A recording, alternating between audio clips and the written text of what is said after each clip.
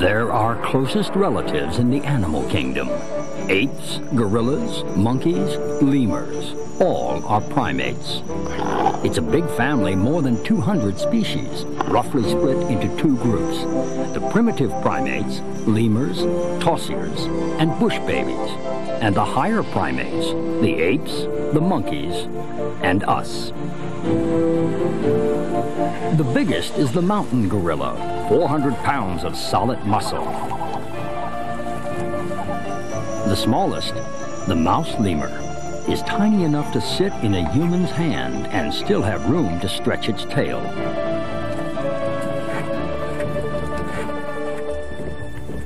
All primates have three things in common.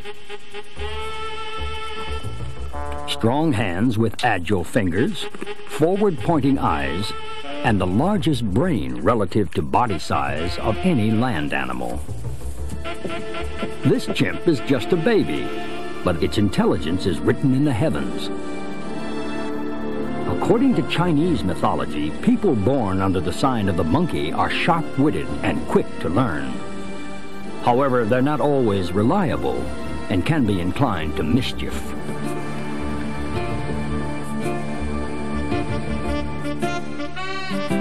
The chimpanzee's brain power is a formidable weapon for survival, but it's not a matter of all brains and no brawn.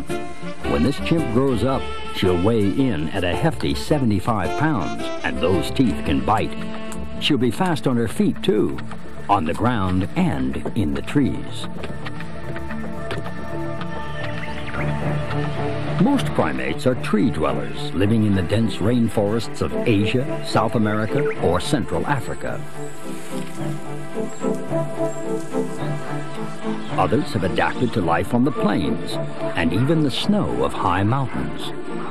The most widespread of all primates, the human, has extended its range all over the planet. In evolutionary terms, we split from the chimp about 7 million years ago, but we still have 98.4% of our genetic material in common, making us closer to chimps than zebras are to horses.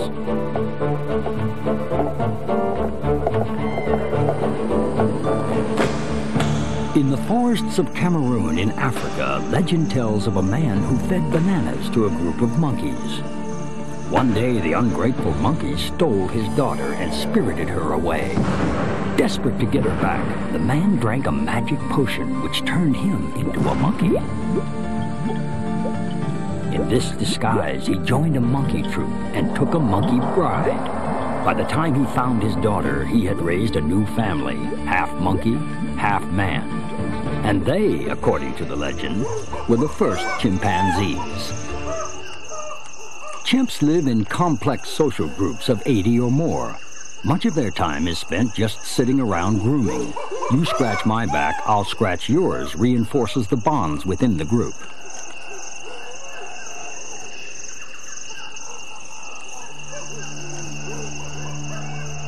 Most social animals practice some sort of grooming.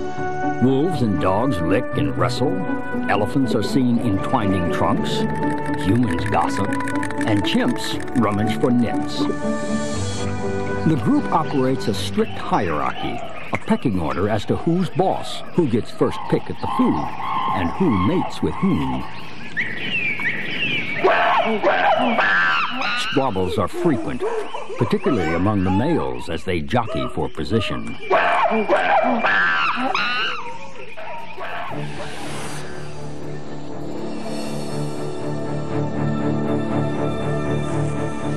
One clear advantage of living in a big community is mutual protection. Squirrel monkeys in the South American rainforest live in large groups, sometimes as many as 200. They travel through the trees performing daredevil acrobatic feats, their eyes forever flickering on the lookout for danger.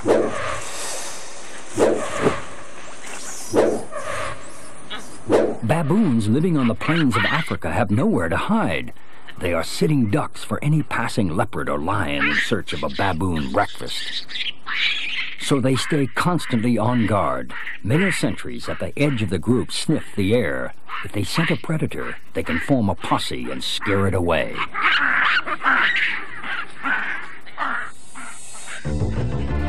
Like the baboons, our chimp could, with a little help from her troop, chase off most predators. Any defense strategy is improved by a good early warning system. The African vervet monkey has 6 distinct warning calls, each signifying a different threat.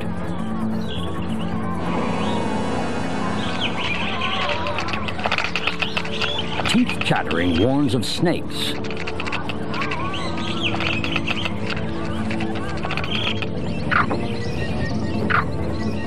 A short bark means threat from the air, which tells the vervets to hurry up into the trees, where the bird can't attack without damaging its wings.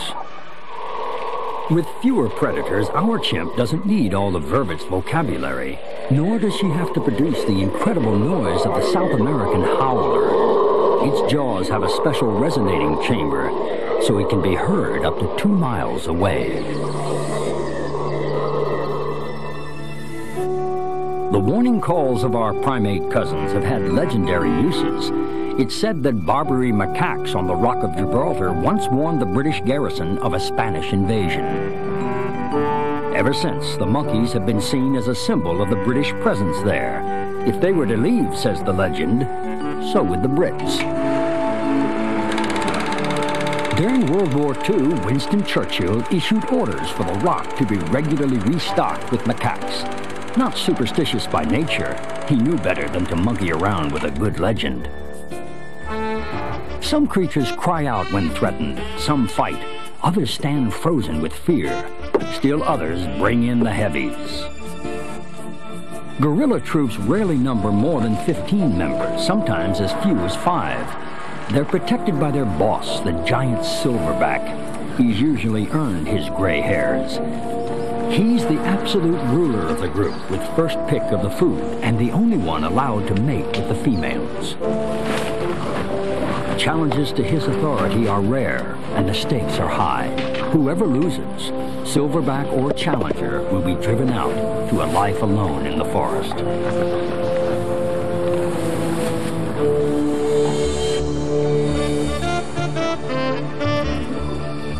Only one higher primate is used to this kind of life. The orangutan lives alone, spending its days wandering the forests of Borneo and Sumatra in Southeast Asia. Each individual claims strict territorial rights over its patch of forest, warning off interlopers with eerie cries.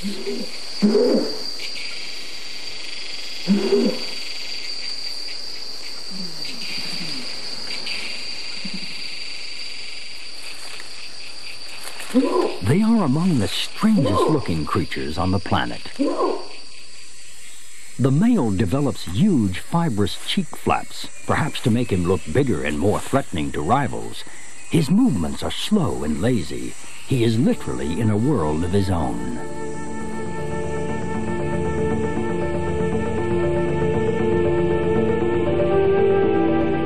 The word orangutan is Malay for man of the forest.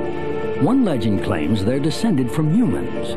Punished for crimes against the gods, they forfeited their power of speech and were condemned to live as lonely outcasts. The Dayak people of Borneo worship the solitary wanderers as the lost spirits of their ancestors, big, shaggy, pot-bellied ghosts.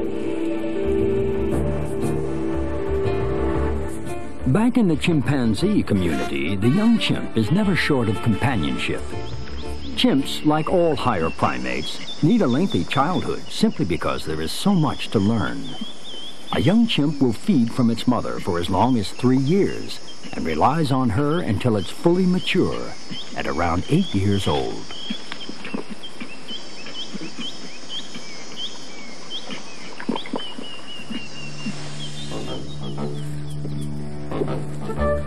All young chimps have a tuft of white fur on their rumps. A chimp tail light. It makes the baby easy to spot.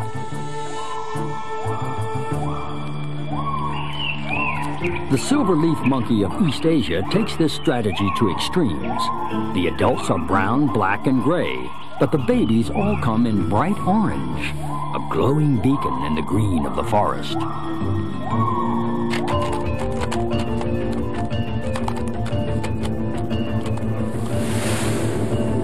Mountain climbers dress by the same principle, wearing bright colors to make it easier for rescue teams to spot them.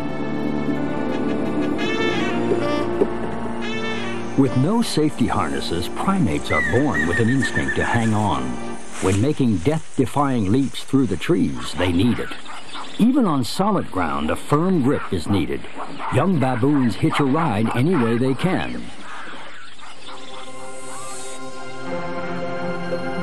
According to one of Aesop's fables, when an ape has twins, it loves one baby but scorns the other. The mother carries her favorite in her arms, while the despised one has to cling to her belly. When the mother grows tired, she drops her darling, but the less favored twin clings on. The moral? Sheer tenacity is often more useful than being the favorite.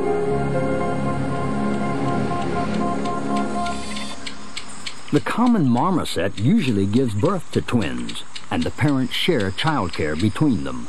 The mother looks after one while the father raises the other, handing the infant over to the mother only for suckling. There are other ways to travel. Gorilla babies start life clinging to their mother's stomach, but as they grow older, they move up to ride on her back, jockey style.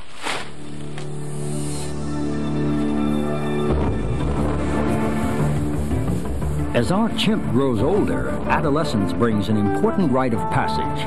Male chimps stay put in the group, but the female often leaves to find a new community.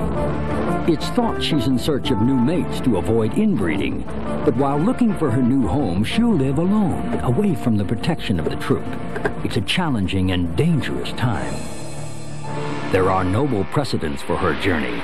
In Monkey, a classic of Chinese literature, a monkey is expelled from heaven for stealing the peaches of immortality. It goes off alone on an epic journey to find a path back to paradise. Using wit and magic to subdue demons and dragons, finally it is welcomed back to heaven as a Buddhist saint.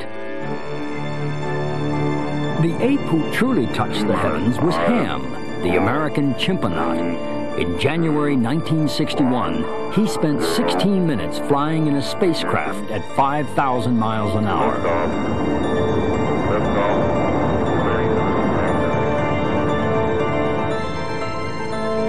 At splashdown, he seemed none the worse for his trip and earned his place in the history books as the first primate in space, beating the Russian human Yuri Gagarin by 3 months. It used to be thought that chimps lived in caves. Their scientific name, Pan troglodytes, means cave dwelling. But actually, they build nests from branches and vegetation to provide a cushion and some safety from predators. For chimps like humans, the night is for sleeping. But there are primates for whom life begins when darkness falls.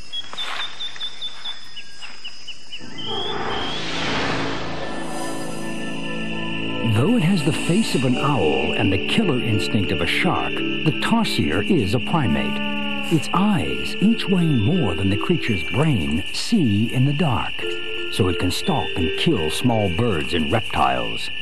If humans had eyes so big, they'd be the size of cauliflowers. In Australia, they fear Yaramayahu, a frog-like man with huge eyes and suckers at the end of its feet, said to fall upon children and drain the life from their bodies. The origin of this superstition seems to be the tarsier, yet there are no tarsiers in Australia. It's probable this gruesome legend was brought to Australia by Malayan settlers. The strangest primates of all are found in Madagascar. 120 million years ago, long before primates had evolved, this huge island was wrenched from the African mainland. Around 60 million years later, some early African primates, ancestors of today's monkeys and apes, are thought to have floated across on rafts of vegetation. Cut off from the rest of the world, they have since evolved as a unique group of primates, the lemurs. One of the spookiest is the eye, a nocturnal lemur which locates its prey by tapping the tree with its bony middle finger. It homes in with its rodent-like teeth, chisels through the bark, and with its specially extended finger reaches in and spears the grub out from under the wood. The people of Madagascar fear it above all other animals, for the eye, they believe, brings death. With few big predators and no monkeys or apes to rival them, the 24 species of lemur have an easy life.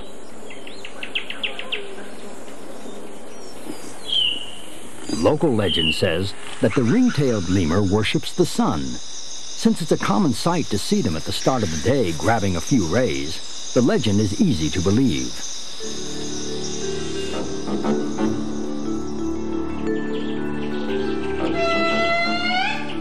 The largest and most elusive of all the lemurs is the indri. Its name comes from a misunderstanding. When early Europeans first encountered the creature, their local guides pointed at the tree shouting, "Indri, Indri," which just means there it is. The Europeans wrote the word in their notebooks, and the name stuck. A large, graceful lemur called There It Is.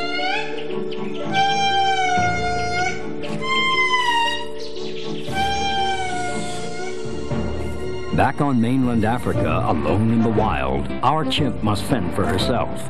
She'll eat anything, fruit, insects, even meat if she can catch it.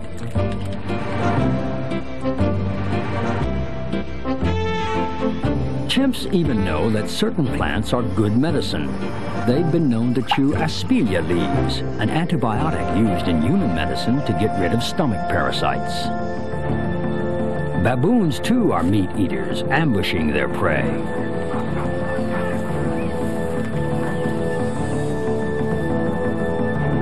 When European explorers first visited Africa, they heard fantastic tales of a monstrous killer ape capable of terrifying acts of ferocity. Only in the last 100 years have scientists identified the subject of such stories as the gorilla. It seems well cast for the part, huge and fierce-looking, but appearances can be deceptive. Far from being a hunter, the gorilla is a strict vegetarian. Unless it's threatened, only fruits, berries, and leaves have anything to fear.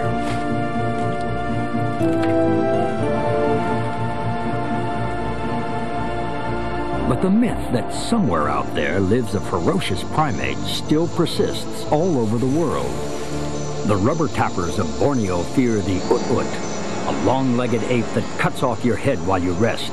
Don't sleep in the forest, they warn, or the ut-ut will get you. In Zaire, they fear the wild man of the woods, the pongo, capable of bringing down an elephant with a single blow. And in the snowy Himalayas, there is the Yeti, or abominable snowman. Many have searched for the Yeti, even Sir Edmund Hillary, first to climb Mount Everest, who led an expedition. But to date, only footprints have been found.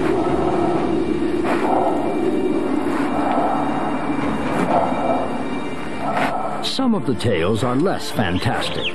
The bonobo, or pygmy chimp, was thought to be a mythical beast until in 1929 it was found to be real, living deep in the forests of Zaire.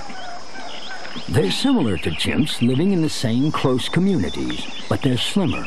When they walk upright, they are the most human-looking of all primates. Early myths describe them as a race of tiny people. Many primates can walk upright, but the only one designed to do so all the time is the human. Our skeleton has adapted. The spine adjusted our center of gravity. Long legs allow us to stride out, but our arms have shortened. If we had arms as long as a chimp's, we could easily scratch our ankles without having to bend over, though walking on our hands would still be difficult. The great apes, like our chimp, practice knuckle walking with the feet flat, but the fingers folded. The knuckles are especially strengthened to do this. But most other primates spend their time in trees and are ill-adapted to walking on the ground. Instead, they have developed gymnastic skills.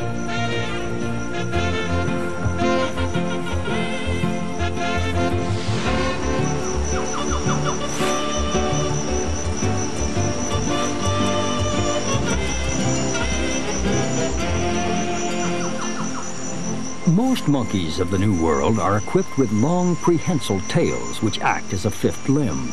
The tail is strong enough to support the monkey's weight, enabling it to hang from the trees and reach the remote branches where the leaves and fruit are most tender.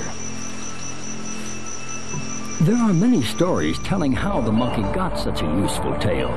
In the Tagalog myth from the Philippines, Bathala, the creator of all things, molded a man from clay. The clay slipped from his hands and he caught it by the lower end of its back, which stretched into a long tail. You, said Bathala, making the best of a bad job, will become a monkey and live in the trees forever. The incredible agility of the capuchin monkey earned it a reputation as a dancer. In the 18th and 19th century, it was common to see an organ grinder with a capuchin monkey on the top of his barrel organ, jigging along to the music.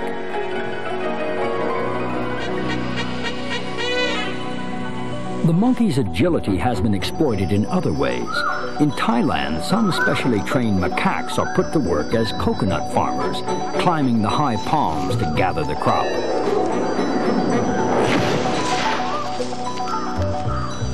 The monkey's harvesting skills can be used to their own advantage.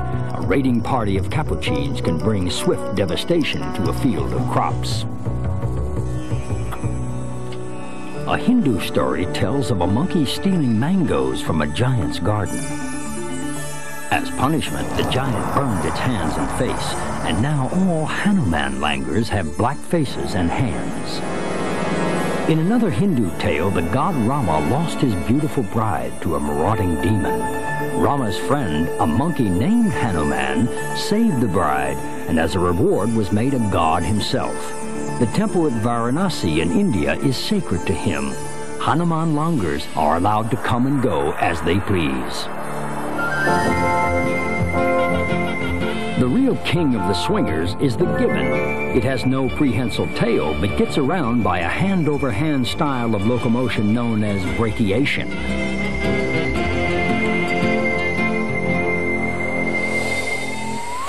Capable of incredible speed through the trees, it punctuates its journey with great leaps through the air. It used to puzzle observers. How do gibbons know that the branch they're about to leap to won't be rotten and break under their weight? The answer is they don't. Gibbons sometimes fall to the forest floor, dazed and confused, victims of forgetting to look before they leap. In the sacred stable in Nikko, Japan, are 3 monkeys who haven't moved for 300 years. They remind passers-by of the Buddhist motto, hear no evil, see no evil, speak no evil.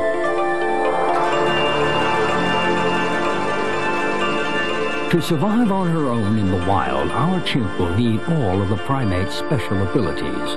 Her forward-pointing eyes enable her to see the world fully in 3 dimensions and judge distances. She can see in full glorious color, too, enabling her to identify her favorite ripe fruit. The thumb is sufficiently flexible to meet with the other fingers in a versatile grip, an ability known as the opposable thumb.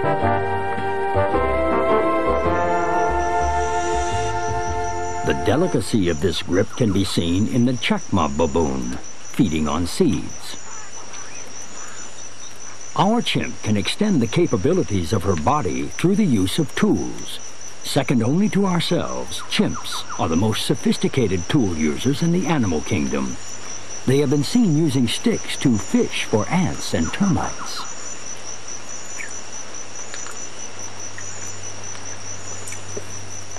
A bunch of half-chewed leaves becomes a sponge to collect rainwater from hollows in trees. And in one community in West Africa, chimpanzees use rocks to break open nuts. Needs concentration, but they get there in the end.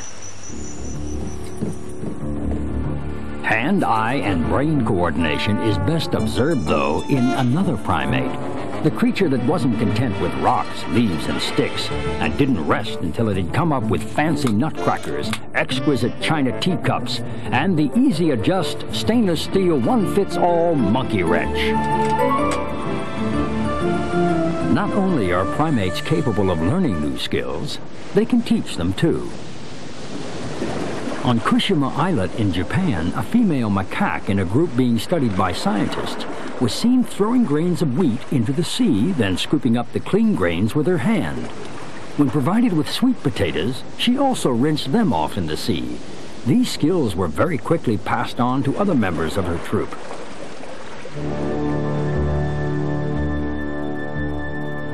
Remarkable though these skills are, when Charles Darwin first suggested that humans were evolved from something like the apes, people thought he was trying to make monkeys out of them. The similarity between humans and primates has had some unfortunate consequences.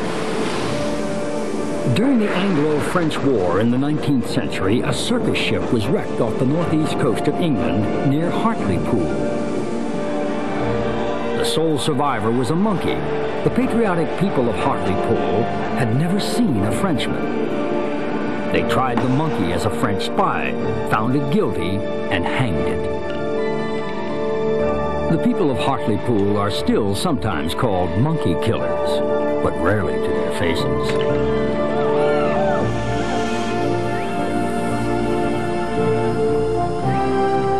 At last, our wandering chimp finds a new troop.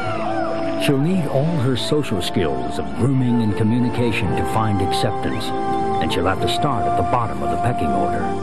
But if she's successful in producing offspring, her standing in the community will gradually improve, and all her skills will be passed on to a new generation.